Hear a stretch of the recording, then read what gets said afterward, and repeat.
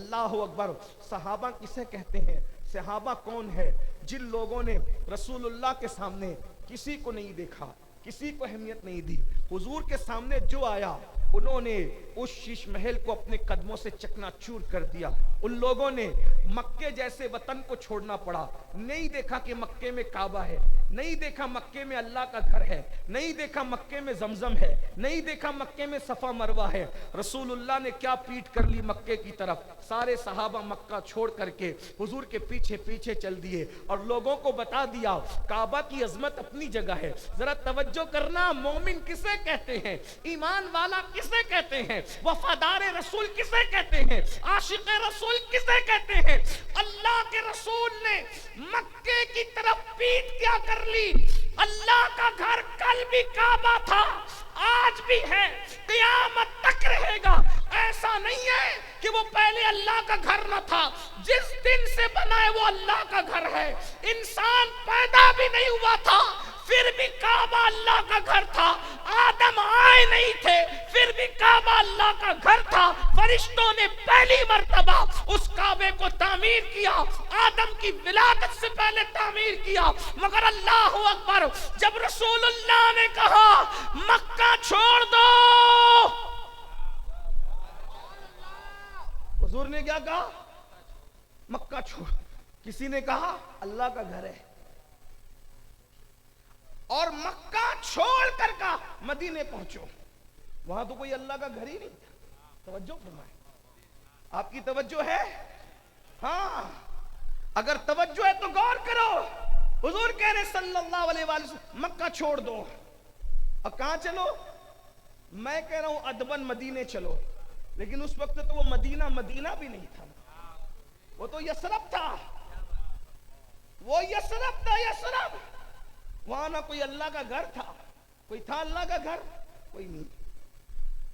آب و ہوا ایسی تھی کہ بیماریاں آتی تھی.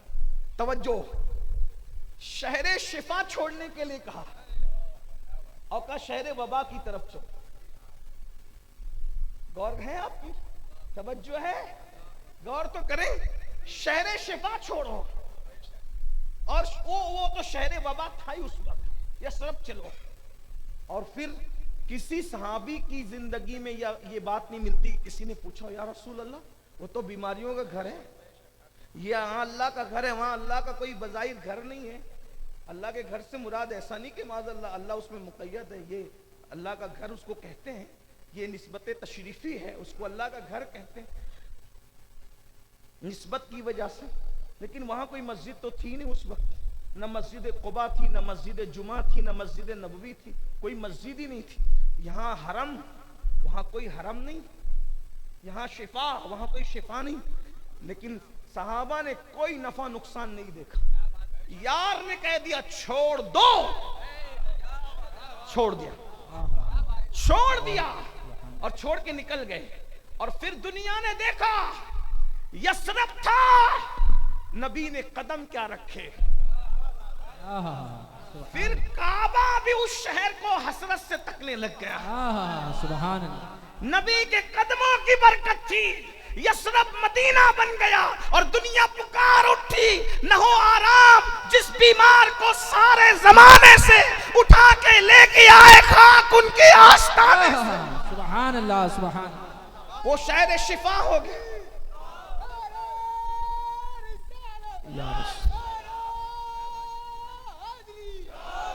وہ شہر شفا ہو گیا. اور پھر وہاں اللہ کا گھر بنا. مسجد قباء, مسجد نبوی, مسجد جمعہ, مسجد قبلتین. پھر مسجدیں بنتی گئی اور وہاں کوئی حرم نہیں تھا, پھر وہاں حرم بھی بن گیا. لیکن صحابہ نے چھوڑا کہ نہیں چھوڑا؟ چھوڑا نا. بات آگے بڑھانے سے پہلے, صحابہ نے حضور کے کہنے پر جس شہر میں اللہ کا گھر تھا اس شہر کو چھوڑ دیا. یہ وہ مسلمان تھے. اور رسول اللہ ہم سے کہہ رہے ہیں, ان سے کہا مکہ چھوڑ دو.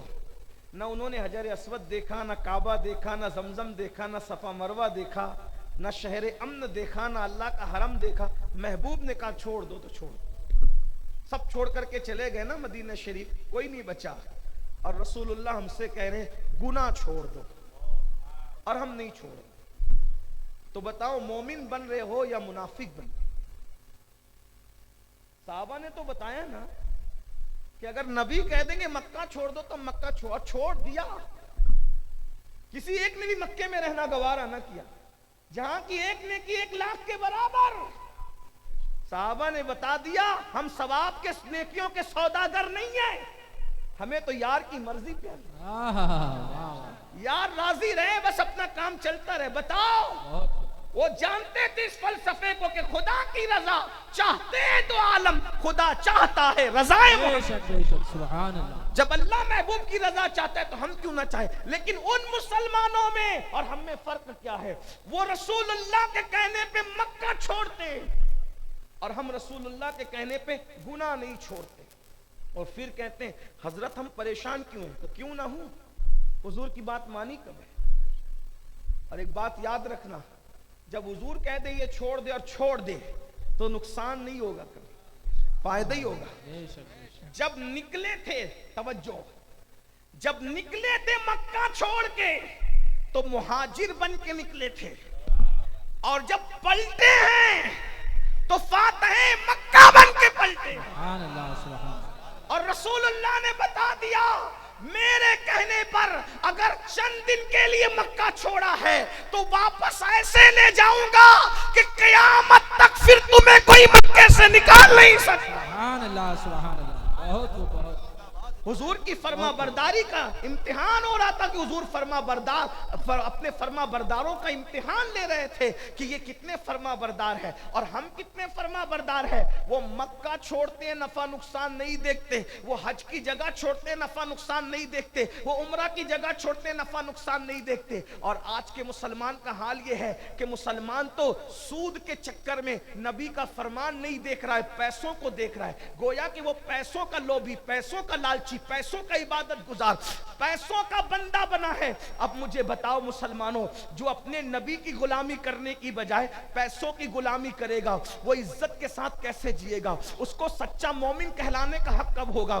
ہم سے تو رسول اللہ نے مکہ چھوڑنے کے لیے نہیں کہا، ان سے کہا وہ تو مکے میں پیدا ہوئے تھے. ہم سے تو زنا چھوڑنے کے لیے کہا، ہم سے تو شراب چھوڑنے کے لیے کہا، ہم سے تو جوا چھوڑنے کے لیے کہا، ہم سے تو حرام چھوڑنے کے لیے کہا. ہم سے وہ کچھ بھی نہیں ہو رہا ہے. اللہ اکبر. الا ماشاء اللہ ہر مسلمان حرام میں ڈوبا ہوا ہے. الا ماشاء اللہ. اللہ اکبر. کوئی جھوٹ کے حرام میں مبتلا ہے، کوئی زنا کے حرام میں مبتلا ہے، کوئی شرابی پن کے حرام میں مبتلا ہے، کوئی جوے کے حرام میں مبتلا ہے.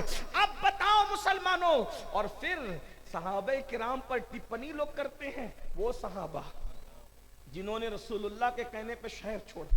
میں تو یہ ایک جملہ کہہ رہا تھا، رسول اللہ کی محبت میں انہوں نے ماؤں کو بھی چھوڑ دیا.